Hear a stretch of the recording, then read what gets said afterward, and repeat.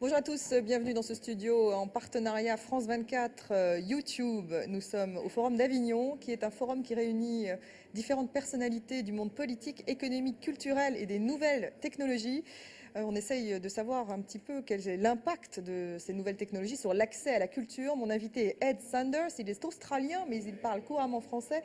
Il est directeur de Creative Lab de Google, qui est un département qui travaille spécifiquement dans la création et dans la création de grands projets. Bonjour, merci beaucoup d'être avec Bonjour, nous. merci. Alors, vous êtes à Avignon et vous avez créé tout un ensemble de projets YouTube. L'idée, c'est de montrer que YouTube fait aussi de la création. Ouais, Vous avez mis en place un orchestre symphonique sur ouais. YouTube avec des compositeurs, également une biennale Fondation Guggenheim. Quel est un petit peu le message que vous voulez véhiculer aujourd'hui à Avignon? Alors, pour nous, le message de YouTube, c'est l'accès.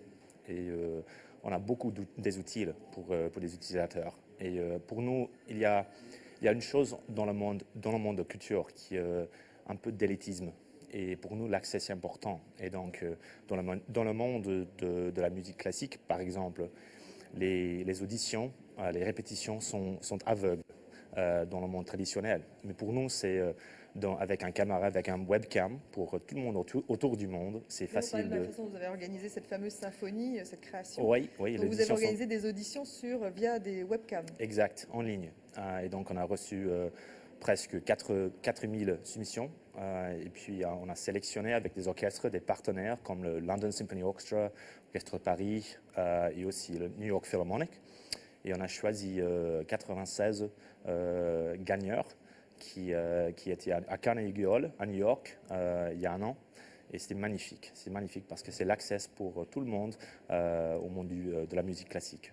Mais alors, ce n'est pas un modèle très rentable, ça. C'est-à-dire que les C'est- acteurs font ça, enfin, Ouais, les compositeurs, ouais, ils font ça exact. bénévolement. C'est Ouais, pour diffuser un petit peu oui, leur pour nous, c'est création. c'est important pour démontrer ou pour établir un exemple pour n'importe qui peut le faire. C'est YouTube au début, mais s'il y a des personnes autour du monde qui veulent répliquer le modèle, c'est bien. Alors, parlez-moi également de cette biennale que vous avez organisée. Oui, c'est un peu comme la symphonie, mais c'est une. On a identifié quelque chose sur YouTube. C'est une explosion de la vidéo créative. Et pour nous, c'est important de célébrer ce phénomène. Et mais pour nous, nous sommes les experts de technologie, mais on ne comprend pas l'art. Et donc Vous disiez, ça, c'est l'image que vous avez. exact, exact. Mais on sait qu'on a besoin des partnerships. Et comme avec la symphonie, avec Carnegie Hall et les orchestres autour du monde, on a établi un partnership avec le Guggenheim et avec les équipes là. Et ils ont jugé les vidéos. On a reçu 24 000 soumissions pour les créatives vidéos autour du monde. Donc là, vous Et avez plus un rôle d'intermédiaire. non, pas non plus. Non. Non, nous sommes le plateforme.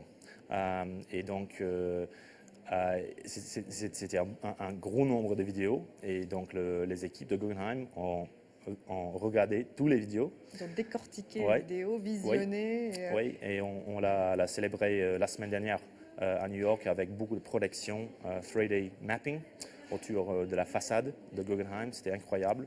Qu'est-ce qu'il y a d'intéressant pour le Guggenheim? Pourquoi fait-il ce type Je de crois partenariat avec vous? qu'on a partagé une vision avec le Guggenheim. Quand j'ai rencontré Nancy Spector, qui est le chef de Guggenheim, elle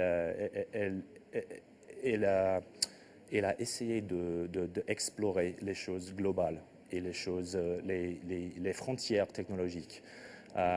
Comme beaucoup de musées. Mais je crois que le Guggenheim en particulier, Nancy et son équipe ont une vision globale avec Bilbao, Venise, Abu Dhabi et Berlin. Et pour nous, je crois qu'on a partagé cette vision technologique et globale. Merci beaucoup, Ed Sanders. Merci.